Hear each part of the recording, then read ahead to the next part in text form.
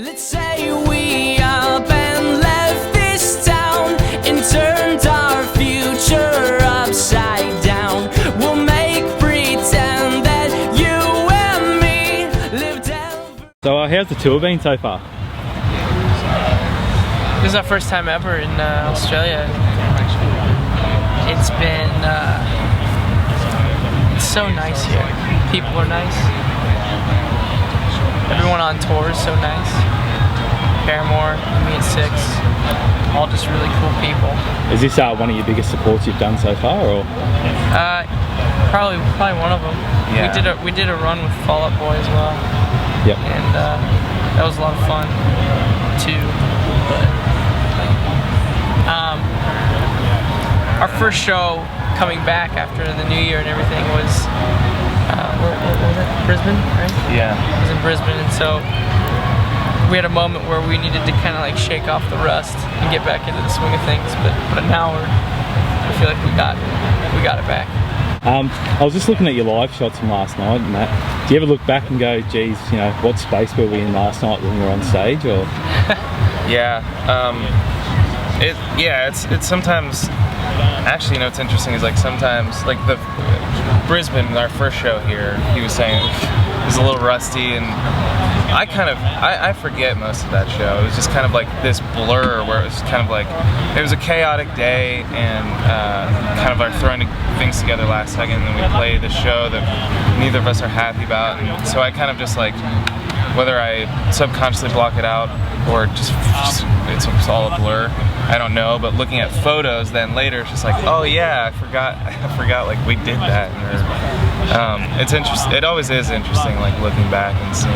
How hard is the stage presence, just having the two of you and sort of minimal production and sort of just the keys and the drums on stage? So pretty. We do to kind of like, you know, if we get to the point of arenas or whatever it is, what do we do?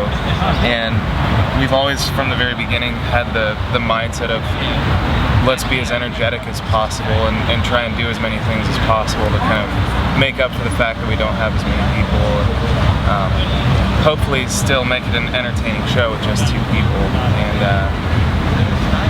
so far, I mean, that's just what we're trying to do. I think there's a moment on stage, and it happens every once in a while. It happens a lot more when you first start out.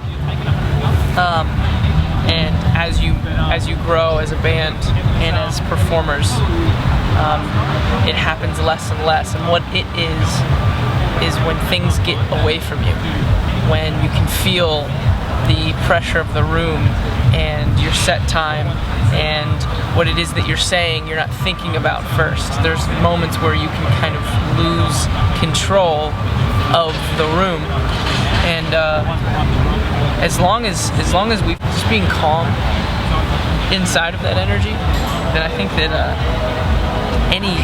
any size crowd will appreciate when you're working for them. Listening to your music, do you think many other sort of bands and duos in the world are doing what you guys are doing right now in regards to sort of, you know, crossing multiple genres and sort of, you know, your stage show and stuff like that? Do you think you're pretty individual compared to a lot of other artists out there at the moment?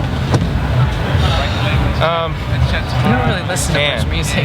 Yeah, I listen to kind of like we just listen to band, Paramore. Our band at Paramore. Those are 2 bands on my iPod. So shuffle is interesting. Yeah. I think that there are. I think that a lot of people that I've talked to with that mindset of kind of trying to blend genres are usually pretty interesting people in the way that there's kind of a line, I think, of like there's kind of a line that's able to be music. There's kind of like this line that's safe. People want to be different. It's kind of hard to be able to ride that line but be different enough. You have to be kind of close enough to that line for people to understand what it is or like it or gravitate toward it. Whereas like you could go really far off of the line, and some people will like it, but it's not going to connect with everybody.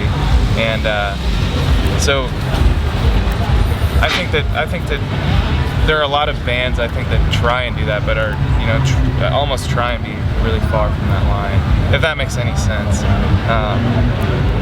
And so naturally you don't hear about them as much. I like the weirder music. I like listening to weird music. So you're touring Vessel, but you would have written that maybe 4 or 5 years ago now, is that correct? Or No, some of those songs have been alive for is it weird? longer than some children. And we do understand that it's important. We're playing in front of a lot of new people still.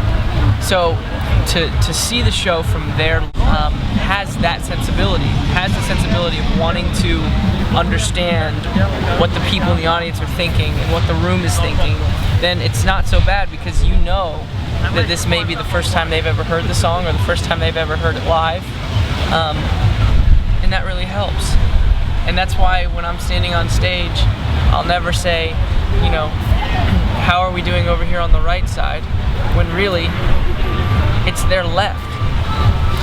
You know what I'm saying? I want to say, like, how are we doing on the left side, as I point to my arm. Where do you think you'll see, you know, your music evolving? Do you think you'll add any extra elements to it, or, you know? Oh yeah, you won't see it coming at all. I still have to bounce some of these ideas off of Josh to make sure they're not too weird. But as far as the genre, when we tackled, you know, saying words quickly without singing them, which people call rap, we went after that fearlessly, and we didn't realize that it was kind of against the rules. And we're going to try to maintain that sort of ignorance to what's allowed, what's not allowed. And so there's some other areas of music that I love, that I've always felt maybe I should never touch, that I think that we're probably going to touch. Will you keep it as, you know, do it yourself as possible, or do you think with, you know, major label backing now and stuff like that? It's a really good question. You know, being involved in the music industry with a major label, there's so many resources, and a lot of them are very good as far as, you know, paying for you to be able to go into a professional studio and work with a producer. That's something that we're going to do, and we want to take advantage of that opportunity. But then there's other resources, like, you know, hiring guys to write your songs for you, and bringing in other people to co-write, and then featuring other artists on your album so that it gets more traction. And you know, honestly, all of those kind of publicity stunts aren't really something that we would never involve other people in the creative process, but we would never let that get in the way of doing and going the direction we want to go creatively. Awesome. Well, thanks for speaking to AMH TV today, guys. Yeah, Thank sure. you.